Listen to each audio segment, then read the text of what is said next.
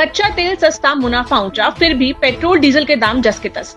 कच्चे तेल की कीमतें 4 साल के सबसे निचले स्तर $65.41 प्रति बैरल पर आ गई हैं, जो इससे पहले अप्रैल 2021 में $63.40 प्रति बैरल थी। इसके बावजूद तेल कंपनियों ने पेट्रोल और डीजल की खुदरा कीमतों में कोई कटौती नहीं की है। मौजूदा समय में पेट्रोल पर 12 रुपए से 15 रुपए और डीजल पर 6 रुपए प्रति लीटर का शुद्ध मुनाफा हो रहा है। हाल ही में उम्मीद थी कि तेल कंपनियां कीमतें घटाएंगी, लेकिन सरकार ने 2 रुपए प्रति लीटर एक्साइज ड्यूटी बढ़ा दी, जिससे कंपनियों को कीमतें न घटाने का मौका मिल गया।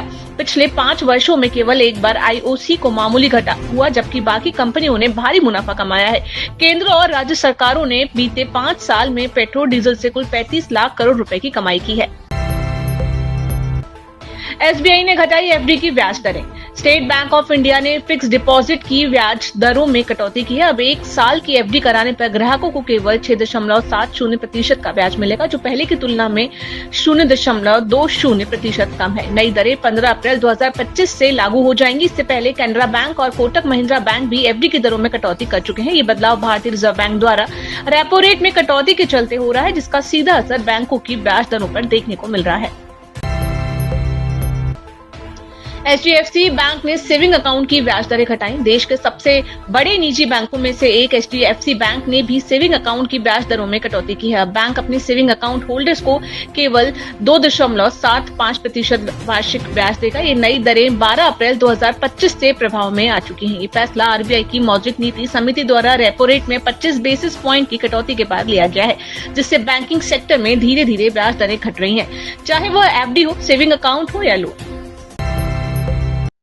हीरा कारोबारी मेहुल चोकसी बेल्जियम में गिरफ्तार। भगोड़े हीरा कारोबारी और पंजाब नेशनल बैंक से 13,850 करोड़ रुपए की धोखाधड़ी के आरोपी मेहुल चोकसी को बेल्जियम पुलिस ने गिरफ्तार कर लिया है। मीडिया रिपोर्ट्स के अनुसार ये गिरफ्तारी सीबीआई की अपील पर हुई और अब चोकसी जेल में है। उसके खिलाफ 2 गिरफ्तारी वारंट मुंबई की एक अदालत में 2018 और 2021 में जारी किए गए थे। बताया जा रहा है कि चोकसी अपनी पत्नी प्रीति चोकसी के साथ बेल्जियम में रह रहा था, जिसने वहां की नागरिकता प्राप्त है। भारत सरकार ने बेल्जियम से उसके प्रत्यार्पण की प्रक्रिया शुरू कर दी है।